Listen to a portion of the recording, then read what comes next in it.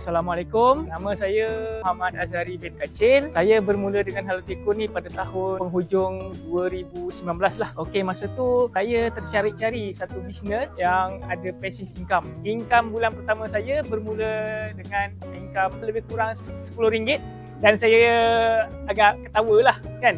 Tapi apabila saya buat dengan bersama tim saya, bulan kedua income saya naik 400, bulan ketiga 800 dan bulan keempat income saya cecah 4 angka sebulan. Alhamdulillah saya bersama Hello Telco hampir 6 tahun.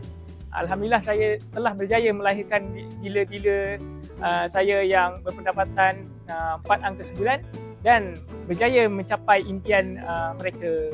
Okey, Alhamdulillah selama 6 tahun saya bersama Hello Telco, saya telah berjaya mencapai impian saya. Yang pertama, saya telah berjaya membeli sebuah rumah teres dan achievement saya yang kedua, saya telah berjaya membeli sebuah kereta idaman saya.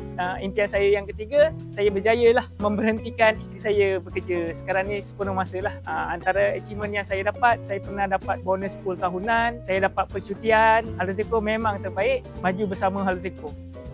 Saya sangat mengesyorkan untuk orang di luar sana join bisnes Hello Telco ni sebab bisnes ni adalah real passive income, tak perlu modal yang besar, tak perlu berhenti kerja, sambil-sambil anda bekerja anda boleh buat part time. Saya recommend sangat bisnes Hello Telco ni. Tak cuba tak tahu, manakan dapat sagu kalau tidak dikerjakan ruyung. Buat saja baru boleh tahu jalannya.